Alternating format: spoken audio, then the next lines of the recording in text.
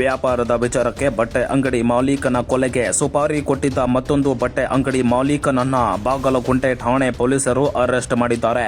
ನೇಮರಾಮ್ ಎಂಬಾತನ ಕೊಲೆಗೆ ಸುಪಾರಿ ಕೊಟ್ಟಿದ್ದ 45 ವರ್ಷ ವಯಸ್ಸಿನ ವೇನರಾಮ್ ಎಂಬಾತನೇ ಬಂಧಿತ ಆರೋಪಿ.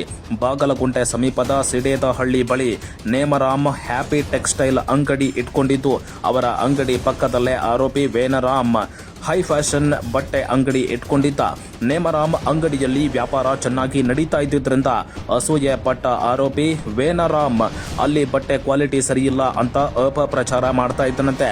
ವೇನರಾಮ್ ಅಂಗಡಿಯಲ್ಲಿ ಕೆಲಸ ಮಾಡ್ತಾ ಇದ್ದ ಹುಡುಗನನ್ನ ಸಹ ನೇಮರಾಜ್ ತನ್ನ ಅಂಗಡಿ ಕೆಲಸಕ್ಕೆ ಸೇರಿಸಿಕೊಂಡಿದ್ದ.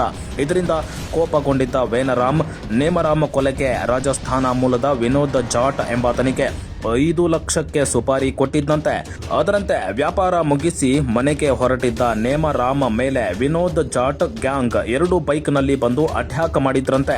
ಸದ್ಯ ಹೇಗೋ ಅವರಿಂದ ಬಚಾವ್ ಆದ ನೇಮರಾಮ್ ಬಾಗಲಗುಂಟೆ ಪೊಲೀಸ್ ಠಾಣೆಗೆ ದೂರು ಕೊಟ್ಟಿದ್ದಾರೆ. ಪ್ರಕರಣ ದಾಖಲಿಸಿಕೊಂಡ ಬಾಗಲಗುಂಟೆ ಪೊಲೀಸರು ಕೊಲೆಗೆ ಸುಪಾರಿ ಕೊಟ್ಟ ಆರೋಪಿ ವೇನರಾಮ್ನನ್ನ ಬಂಧಿಸಿದ್ದಾರೆ. ಸುಪಾರಿ ಪಡೆದು ತಲೆಮರೆಸಿಕೊಂಡಿರೋ ಆರೋಪಿ ವಿನೋದ್ ಜಾಟ್ ಅಂಡ್ ಗ್ಯಾಂಗ್ಗೆ ಬಲೆ ಬೀಸಿದ್ದಾರೆ.